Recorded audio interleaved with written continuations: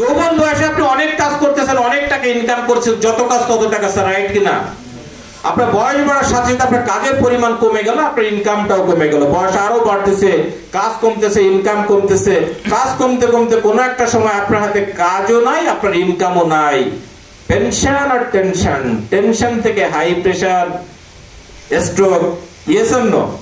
আপনি যখন ম্যাগনেসাতে আসবেন, ম্যাগনেসার ক্যারিয়ার হচ্ছে চতুর্ভুজ আকৃতির, এখানে এই পাশে হচ্ছে আপনার ওয়ার্ক, এই পাশে হচ্ছে আপনার টাকা। আপনি প্রথমে জয়েন করেছেন, অনেক অনেক অনেক কাজ করেছেন, সারা মাসে বহু লোককে ইনভাইট করেছেন, অনেক অনেক ট্রেনিং করেছেন, অনেক মিটিং এ অ্যাটেন্ড করেছেন, অনেককে আপনি বিজনেস সেমিনার দেখিয়েছেন, ফলো আপ দিয়েছেন, বাট মাস শেষে দেখা গেল মাত্র একটা ম্যাচিং হয়েছে, 10 পয়েন্টের একটা ম্যাচিং, আপনার ইনকাম হলো মাত্র 210 টাকা। এই কারণে হচ্ছে মানুষ ম্যাগনেসায় টিকতে চায় না। গরিবরা চিন্তা করে এক অক্তের খাবার নিয়ে, কয় অক্তের খাবার, আর ধনীরা চিন্তা করে 10 বছরের চিন্তা নিয়ে। আপনি যদি ধনী হতে চান, আপনাকে ধনীর মতো চিন্তা করতে হবে। আগামী 10 বছর পরে আপনি কোথায় যেতে চান, আজকে আপনাকে সে গোল নির্ধারণ করতে হবে।